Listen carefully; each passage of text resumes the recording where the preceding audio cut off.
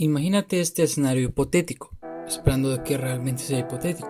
Después de estudiar, aprender, practicar y o prepararte para realizar una acción en concreto o un gran proyecto, al final terminas fracasando por X o Y razón, por circunstancias externas o internas o porque fue o no fue mayormente tu culpa. Al final, el resultado y la reacción es el mismo. Nos deprimimos, nos enojamos o simplemente nos preguntamos el por qué. El por qué después de todo el esfuerzo, toda la planeación y toda la preparación, aún así fallamos. Obviamente la respuesta es demasiado amplia, es subjetiva y objetiva a la vez. Sin embargo, no podemos evitar que sentimos como la decepción, la frustración, la vergüenza, la inseguridad y o la ansiedad son sentimientos que nos carcomen por dentro a la hora de fallar. Y no es malo, es normal. El no tener el control sobre algo en nuestra vida suele ser el motivo más común por el que uno suele estar en un estado de enojo con la vida. Absolutamente todos tenemos derecho a enojarnos si algo no sale bien, claro que siempre y cuando ese enojo no escale a zonas las cuales no debe tocar.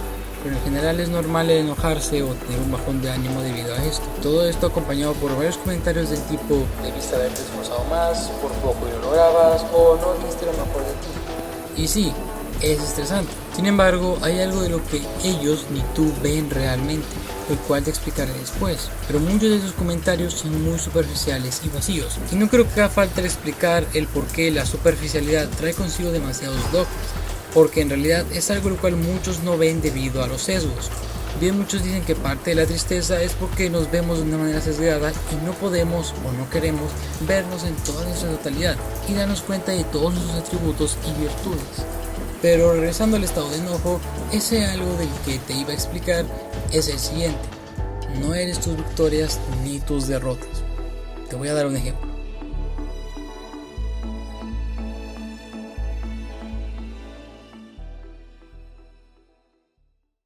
Imaginemos que estás en un concurso en el que debes de redactar un ensayo. Tú planteas la temática, pero tienes un mes, por lo que te pones manos a la obra. Te pones a investigar temas, informarte sobre la metodología de la investigación, organizar tu información, estructurar tu ensayo, buscar fuentes de información, practicar la manera en la que lo hablarás, ensayar la praxis, etc. Y al final decides presentar tu proyecto y bajo tu criterio crees ser suficiente de estar en el podio. Sin embargo, al final resulta que sacas cuarto lugar. Esto te toma por sorpresa y te empiezas a cuestionar en qué te equivocaste, en qué fallaste y por qué. Cuando le cuentan la noticia a tus padres, encaras muchos comentarios del tipo antes mencionado. Te bajan la autoestima, te ven inferior y te juzgan por tus errores. Eso te hace sentir inferior a lo que realmente eres y solo ves las partes negativas en ti. De ahí vienen los prejuicios, luego la depresión y se termina cayendo en una espiral de negatividad de la que es difícil no terminar por ahogarse. Es una situación muy común. Muchas personas sufren bastante por eso, son juzgadas y vistas únicamente por sus errores. Todos ven ese lugar que sacaste y te juzgan por ello, reduciendo todo lo sucedido a solamente ese puesto. Sin embargo, todo esto es para enseñarte mi punto. ¿Recuerdas la frase del inicio? Pues ahora la cambiaré para empezar mi siguiente punto, y es: no eres tus victorias ni tus derrotas, sino la persona que está detrás de ellas. Te voy a poner a pensar en lo siguiente. Imagínate si llegas a sacar ese cuarto puesto, si llegas a sacar un 75 en un examen o si no consigues ser el primer lugar. Todas y cada una de las personas que no estuvieron contigo se fijarán en el resultado, reduciendo todo únicamente a ese número, al resultado que sacaste. Pero no todo se reduce a un solo resultado, sino que es el conjunto de todo lo que hiciste. Cuando me refiero a que eres la persona que estuvo detrás de todo, es que no debes ignorar todo el esfuerzo que diste por detrás. Aún aunque perdiste, aún aunque no lograste el primer lugar y aún aunque no fuiste el más valorado, absolutamente nadie podrá quitarte ni negarte todo el esfuerzo que pusiste en ello. El investigar los temas, el informarte sobre la metodología, el organizar tu información, el estructurar tu ensayo, el buscar demás bases, etc. Todo ese esfuerzo es algo que tú hiciste y que nadie puede negar.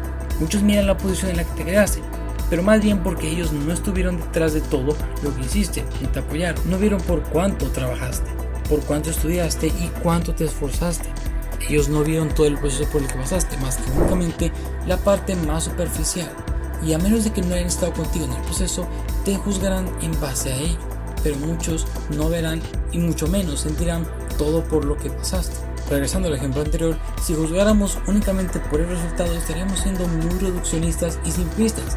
ya que el sujeto que sacó cuarto lugar sería visto únicamente por lo que sacó, al igual que el primer lugar, pero no se tomaría en cuenta todo el esfuerzo implicado en el cuarto lugar, al igual que los posteriores y anteriores lugares, y únicamente se valoraría a los primeros, haciendo que no veas todo el empeño que pusiste por detrás, por lo que un único puesto no te define, sino también todo lo que hiciste para llegar ahí. Regresando al ejemplo anterior, imaginemos que después te das cuenta de que el primer lugar ganó así porque copió ciertas demás tesis, utilizó inteligencia artificial o también compró ciertas ayudas.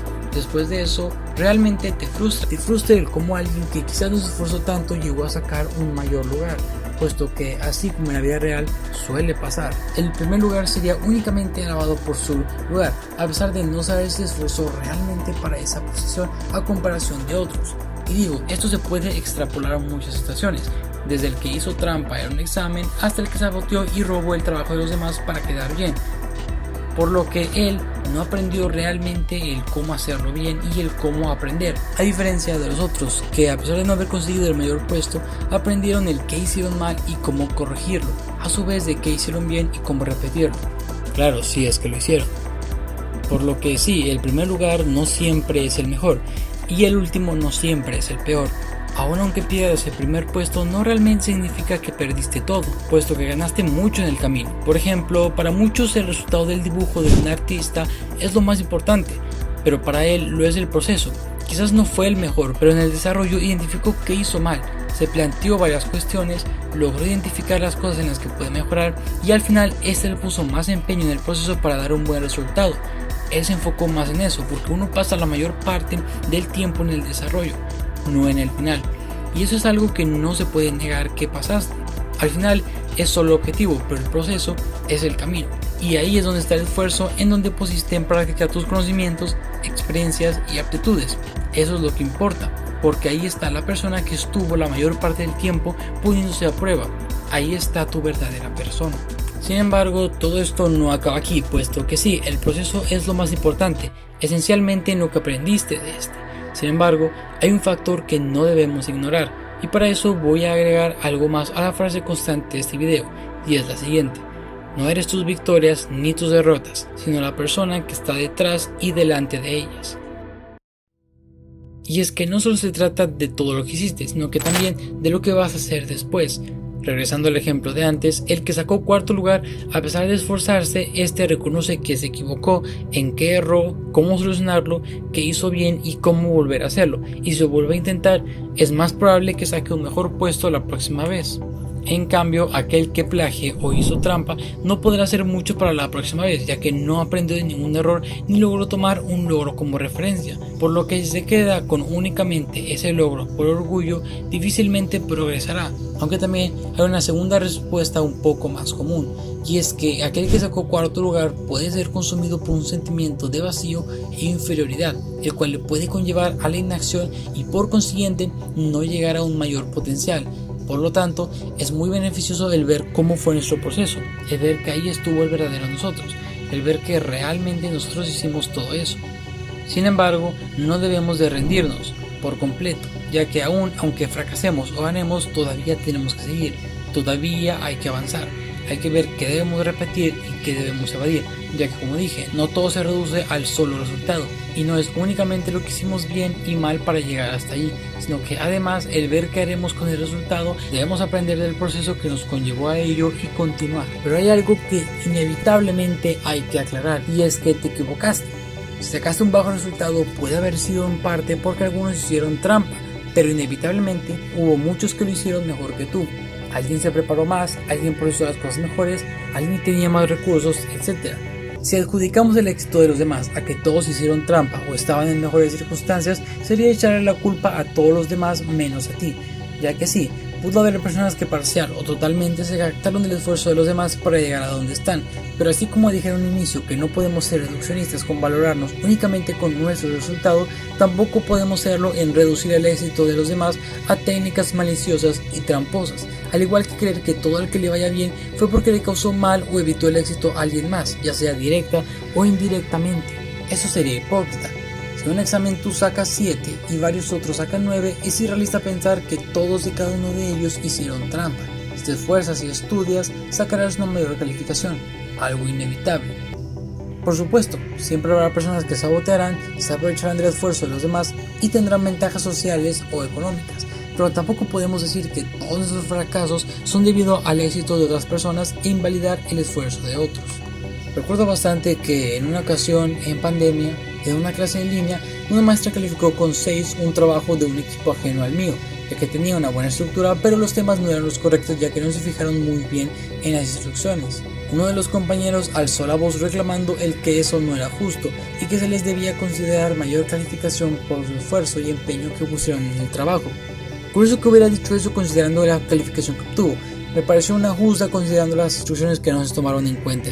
En fin, iniciaron una discusión la cual terminó en la nada y en un inicio pensé que él caracterizaba de muchas agallas, aunque a la hora de conocerlo me di cuenta que en realidad eran falta de escrúpulos. Pero en lo que me enfoqué es que querían usar el esfuerzo como pretexto para obtener una calificación aprobatoria. Ya una vez que supe cómo él era, me di cuenta rápidamente de sus intenciones. El caso es que está bien el reconocer el esfuerzo detrás de algo, pero igualmente reconocer que si hay resultados bajos o defectuosos es porque algo está mal. Hay algo incorrecto que debe ser analizado y corregido. Se debe aprender de qué falló y cómo no volver a caer en la misma piedra, ya que hay que reconocer que tenemos fallas e intentar mejorar en lo que se pueda. No podemos ignorar ni mucho menos culpar a los demás por nuestros errores. No debemos ser reduccionistas ni simplistas ni con nosotros ni con los demás. Terminamos con la frase protagónica.